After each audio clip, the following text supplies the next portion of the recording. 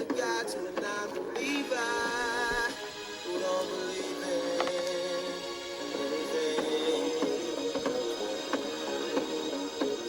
We make it out alive. Alright, alright. Good evening and welcome to the Englewood Call. I'm Rashana Baldwin. And I'm Aisha Butler, one of the co-founders and president of Rage.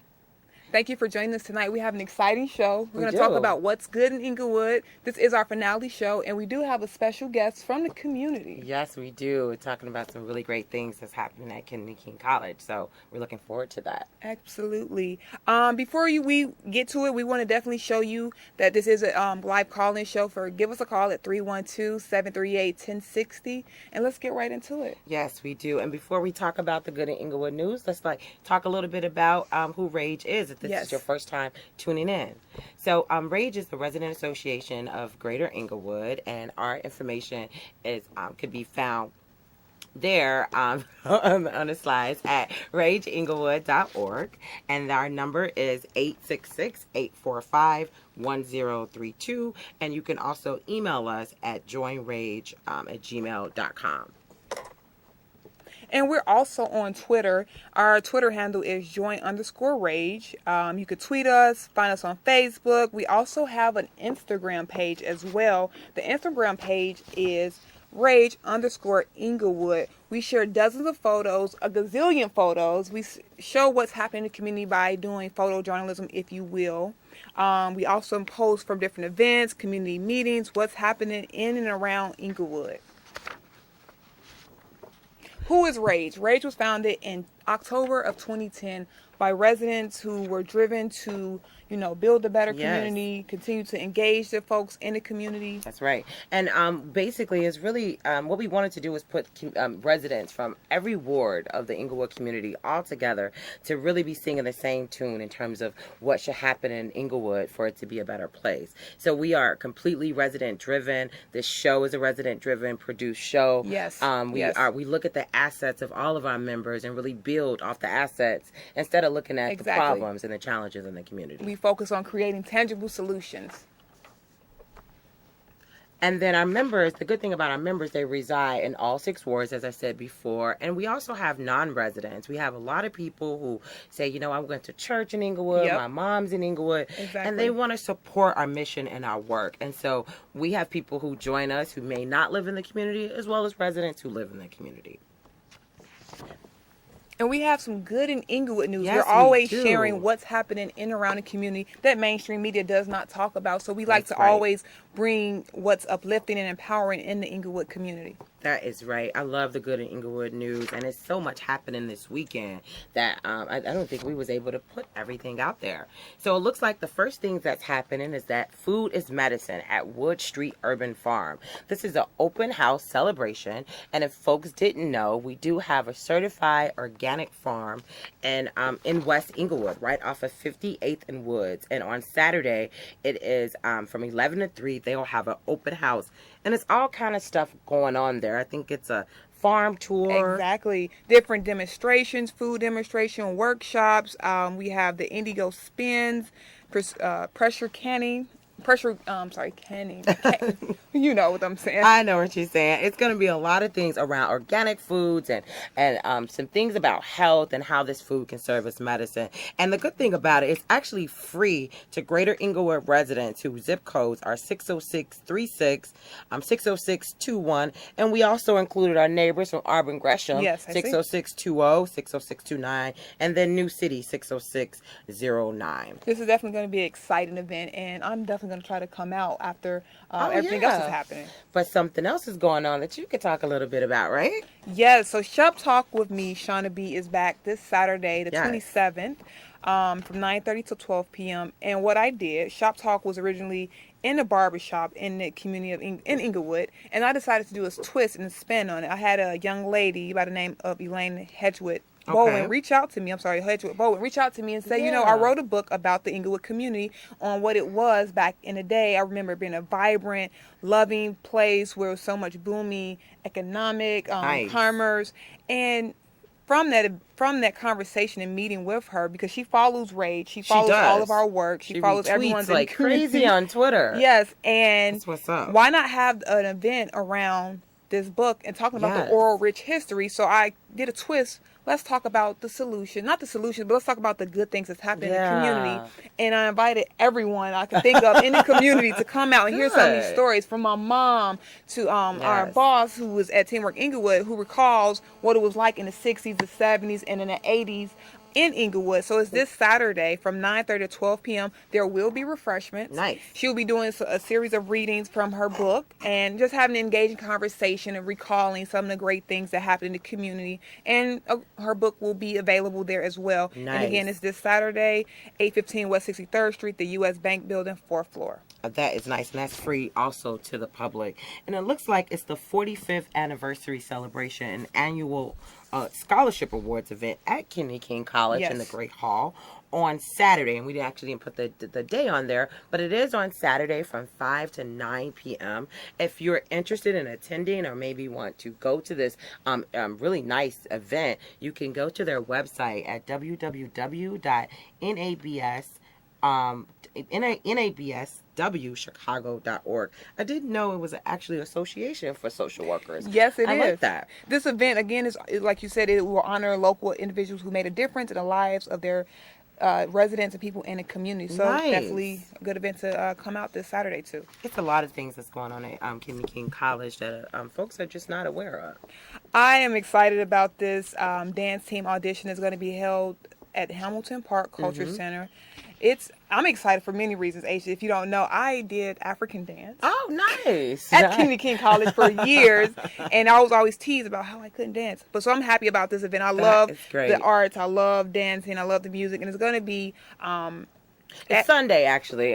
We missed the date on that, but it is Sunday, and it is auditions from 1 to 3. And so if you have any little ones that want to come out, it looks like the auditions would be for ages 5 through 7, 8 through 17, as well as 17 to 23. So folks can come out and audition for this team. And Hamilton Park is a beautiful cultural center that is doing a lot of great work. And I just got a word that I think they might be receiving some money soon. That is pretty awesome. For the interior. So definitely check that out. And some more things happening around the community. What do we have next? The Englewood CAC meeting is coming up also October 3rd from 6 p.m. to 8 p.m. at Robeson High School. If you're an Englewood parent, community leader, or educator who is concerned about the schools and students in the community, come out to the Englewood Community Action Council. Again, it's Thursday, October 3rd from 6 p.m. to 8 p.m. at Robeson High School, located at 6835 South Normal Boulevard. Yep, and they meet every first Thursday of the month. So if folks want to network with other parents and community activists who are looking at some of the issues in the school, definitely attend that meeting. Brenda Bell is the CPS liaison, and she's always looking for people who want to take a stance in some of the things that's happening with our local schools. And this one, I am just too excited about this. Yes. I met the actual, I think she was a screenwriter for this. Yes, she was. Who was originally from Englewood, but then moved to that address, 227. Yes. So it looks like the screenplay is coming to Englewood, and it's by chance it's actually at Kennedy King College. Amazing. Because ETA had some issues at their site. They're renovating it. So now they're moving it over to KKC, which is going to be great. So if you are into stage plays and screenplays. And it's 227. You definitely have to come out and see this play. I mean, I grew up loving the show. I love Sandra. I love Brenda. I used to love Sandra, so I definitely was. That's a good Englewood alert for real. So, it looks like it's running from October 3rd to October 24th. And again, remember, this is a call-in show, so if you have any questions about any of the good Englewood news that we've shared or about Rage, please call us at 312-738-1060. We're always looking to take your call and hear your feedback or any questions that you may have. And I think that's all the news that we have for today, right? Yes, we do. We want to bring on eventually our special guest, who is Chef Kris Murray. He's the executive director of Washburne Culinary Institute and Washburne Culinary and Hospitality Institute. Chef Kris Murray has been doing amazing things with Washburn since he has became the executive director in 2012. He brings more than 10 years of management experience to Washburn, including serving as the sous chef and opening team member for the Peninsula Hotel. Kudos to that, which received the Mobile 5-Star and AAA 5 Diamonds Award. Chef Murray is doing amazing things in the Englewood community, and I want to welcome him for joining. Thank you. How are you? Thank you. I'm glad to be here. So, Washburne Culinary and Hospitality Institute, yes. That is new, recently added to the school. Can you tell the residents and our viewers about Washburn? And I know one of the things that I'm really proud to say that it's not only just in Englewood, but it's also the oldest accredited culinary school around the U.S. Yes, it's inception 1937. So Wow. Continuously running culinary school. So there are a lot of culinary schools that are partnered up with other colleges, similar to how we are partnered up with Kennedy King. But as far as continuously running since 1937, yeah, Washburn is it. So to start off at the school, what is some of the requirements to enter the program? All right, so as far as entering culinary school at Washburn, there is an eligibility requirement. It's a college, a 2-year degree, and so basically we do fall under the eligibility requirements of Kennedy King. Okay. But hospitality, culinary, baking, and pastry involves a good amount of English and math, and so there are some eligibility components as far as taking the college entrance examination that we put out for Kennedy King. Let's take a step back, because Washburn Culinary Institute and Hospitality has several components. You also have Sakia Restaurant. It's a student-run restaurant, correct? And then you also have Parrot Cage. Can we talk a little bit more about that and how, once they enter the schools, the students, that now they transition into these restaurants? So for Washburn, it's pretty unique. So what we have going on is the 2 restaurants, Sakia Restaurant, Parrot Cage Restaurant, Washburn Cafe at Buckingham Fountain, and the Washburn Cafe at the district office right across from Sears Tower. Which recently opened just last year, correct? Correct. And so the idea behind having all these experiential assets is that we find ourselves in a unique position where our students not only have the theory as far as working within the kitchen classes, but they also have the experience of participating in our various assets. What are some of the experiences that they get to, and when they're in a restaurant, what else are they okay, let's break it down. When they enter the restaurant, is this considered, what is it called? Hands-on now? Is it the practicum? So how soon Correct. do they get into the student-run restaurant? So for the most part, the practicum doesn't occur till the final semester of, it's kind of like its capstone, the capstone for the program. So the 4th semester is when they usually enter the restaurant. As far as the other pieces, as far as what we have at Parrot Cage and the cafes, once they've completed their basic certificate and they get their basic skill sets, they're ready to go as far as participating under our umbrella as far as work experience. But for the most part, what we have going on is that they get what they're receiving in the classroom, but they have the opportunity to practice it as they're learning it. So it's, like I said, it's a unique opportunity that we have at Washburn. But for Sakia in particular, which we do cater for the community in Englewood, it's a 3-course meal for $7, right? Wednesday, Thursday, Friday for lunch. Okay. And so the opportunity that the students get is that it's attracting a good volume of community patrons. Break that down. Are you seeing a lot of Englewood residents at Washburn coming from the community entering the program? I always was curious as to how is Kennedy King being utilized from the residents. Are you seeing a lot or no? So yeah, for what we have going on at Sakia, we have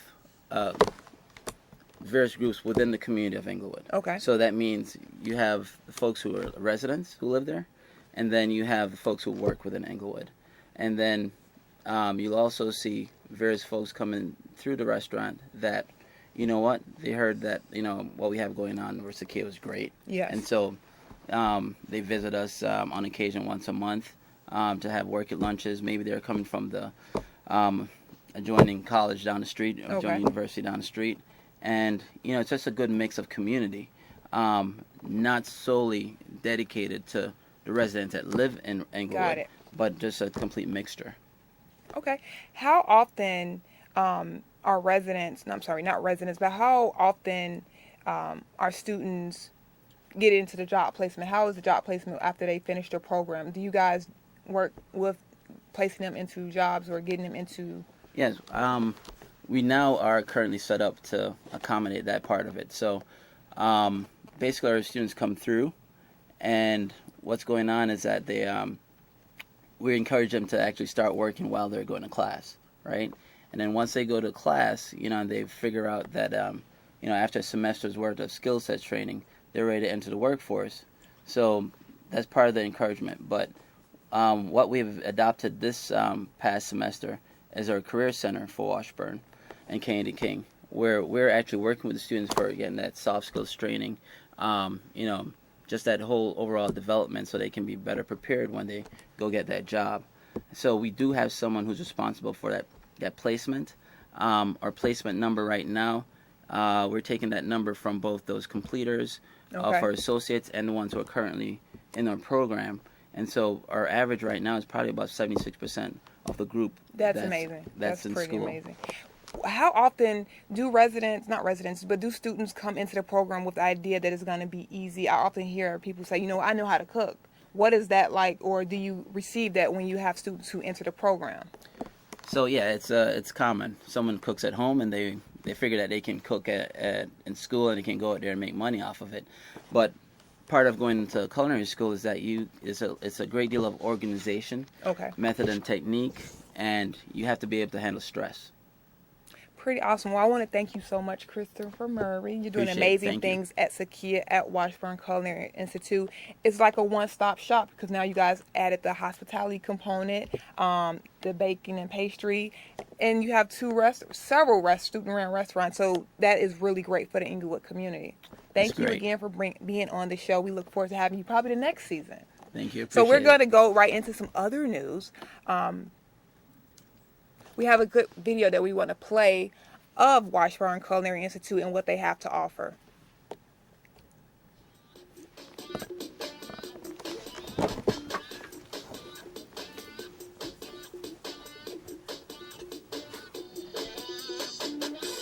My name is Shantiana Figman. I'm a Washburn Culinary Institute student, and I'm currently in Phase 3 of Baking and Pastry. I love everything about Washburn. I love the fact that we're at all of the events that go on in the city. We're the school that's there. We're the hot school. My name is Ashante Hillary. I am a Phase 3 Baking and Pastry student here at Washburn. The instructors here at Washburn are very good, and they're good at what they do, and they want you to be good at what you do as well. They push you to do the best you can. They make sure they're giving you perspective. That is a great video. That was a great video. Thanks so much for Chef Kris Murray for coming on the show. It sounds like they're doing great work at Washburn Culinary Hospitality Management. Is that the correct name? Washburn Culinary and Hospitality Management. We pretty much got it, but they're doing amazing things in the community, and I'm really proud that is in the Englewood community, and we have the opportunity to have that asset at our hands. We sure do. Definitely realize this is a call-in show, so we want your questions or comments or feedback or anything we wanted to share with our guests for later. And we just want to, as we wrap up our last 10 minutes, do a highlight of how we've been doing a great job with the show. We definitely recap have some of the guests, events, so shows. For folks to understand, really, why did we do the Englewood call? Yes. I mean, I think, Rashana, you do a great job as a journalist, really pushing the envelope and shedding another light on Englewood. And what we wanted to do is, the reason we did the Englewood call, we wanted to express and talk about information that was relevant to residents in the community, change the perception of what most folks think about the Englewood community. They don't think that, people like us live on the blocks of Morgan or Peoria or whatever the case. The community. Oftentimes I've gotten, you're not from Englewood, you from somewhere else. Are you really from Englewood? So I think the show, what it does is empower our residents. It does. I think we changed a lot of the mindsets of many of our callers who called in and said, really? I didn't know this was happening in the Englewood community. That's Tell right. me more. So That's I think right. the show, is a great plus and a benefit to many Yeah. individuals who don't know what's happening in Englewood community. And then what I think what the concept was is not just to share just the news, Yes. but also to talk about some topics and issues that may Yes. be actually affecting our community. I know we had a whole entire segment about the way that Englewood votes and looking at our stats in terms of Exactly. being And the 30% and the TIF process. Pretty And much. I mean, it was phenomenal all throughout. And these were residents who came on as guests, Yes, who yes. shared their expertise about that. And I think we have a caller. Caller, are you there? Yes. Hi. Hi. I just wanted to give you all a compliment and just encourage you all. You all have done tremendous this whole season. Thank you. And I've learned a lot every week when I've watched. And I want to see you all get your own program. Y'all should be over there on Channel 20 with your own program. Yes, we should. We might have to do that. I think some people in Rage have been talking about that because that is closer to our Yes, where we live. WYCC will be an And it's, excellent you know, fit it's for us. right here in the Englewood community that there should be some local programming there, and you all would be great for that. Yeah, so we're going to have to call our friends at KKC and see if that can happen. Yes, Well, city colleges, that's who you want City to do it colleges. because Exactly. the TV station is actually separate from the college. I'll write that down. Okay. So WYCC, yeah. we will pitch it for sure, and we have video roll to Of what we're of doing. what we're doing, and just a little bit more about in terms of some of the other topics that we covered. I Yes. mean, one thing that was really huge this year was the Englewood Back to School Parade. Absolutely. And, the you know, return of the parade, which was it was- historical for Englewood because it's been it around was. for 50 plus years. It was, and what was phenomenal, you know, it wasn't a lot of media coverage about it, and I Yes. was so glad that we were able to have the actual lead coordinators on the show talk about the parade, talk about the legacy of the parade, which was great. And so I think, and we were here every Thursday at 7:30. And what I like about it, it was a perfect time. People got snuggled in, and it worked out. Pretty much, and they got a chance to see what was really happening in the community that no one couldn't get from mainstream media. If anything, we really pushed the envelope on what Englewood needs, with the focus, how the perception needs to change from what's happening in the community, not relying on mainstream media to That's right. to keep dictating our stories. I think what we did most importantly was not only connect residents, but we really forced them to really tell that they need to be the own author of their narrative. That's right. And I think what we did was give these residents a platform to come on our show to talk about their events. Yes. We had Deborah Thompson, who's a So block club many. leader, who Pastor did her Dr. Rox, yes. empowerment summit, Yes, which was yes, huge, yes, which yes. was great. And then you had John's, we had John's Hardware. Yes. This One of the oldest hardware stores in the community. What we did and what we continue to do is always highlight our assets in the community. We always bring the small businesses on to talk about what they're doing in Englewood. I really appreciated the fact that the residents and the owners and the business owners wanted to come out and talk about, this is what we're doing in the community. And we Right. connected a lot of the dots. And then last week we talked about the Englewood neighborhood TIF, and it was so funny because people have been trying to tackle this conversation about tax increment financing. Exactly. And Cecile, who's a resident expert, a member of Rage, really broke it down Gave to a me. great detailed history of it. Yes. Detail, and believe it or not, some of our aldermen, elected officials, are not that well versed when it comes to the tax I agree. increment finance. I So agree. that's not a knock to them at all, but it is a very touchy topic in terms of understanding that. So it looks like we have a caller. Caller, are you there? Hi there. Yes, I am. Hi, how Hi. are you? Hi, I'm well. Guys, this is Cherie. Hi. Hey, just wanted to call in and let you guys know that I've been watching, and just like the last caller said, I mean, the information that you've been providing has been so beneficial to the community, So I just wanted to give you guys a call on your last day just to commend you for a job well done. Thank you so much. And Thank you. just wanted to say keep up the fantastic work because what you're doing is definitely helping to change the community. And you guys are definitely getting the word out about all of the great things that's happening in Englewood. So just wanted to say job well done. Thank you so much. Thank you, Thank you Sharice. so much. I appreciate that. Sharice is another member of Rage who's Yes. doing a lot of great things in the Englewood community and beyond. Yes, she is. And I appreciate her calling and watching the show. And we did. I mean, I think that we tried to touch as much as we can We did, in yes. 16 weeks, from the events to the news stories, to the issues, to voter stats, to education. And like that caller said, we know that we got to take this above and beyond. Yeah, we do need a bigger platform because so many people said that I think we flooded social media to the point that we probably need several pages. Yes. We are all on the radio. We're in the news doing what's good in Englewood. We definitely need to move it onto a bigger platform. We do. And I mean, it's room for it because I we agree. have to tell our own stories and push out the empowerment, That's the right. empowering information to folks. And for folks to know, we are not looking to service the area. We're Yes. not a social service Not at agency.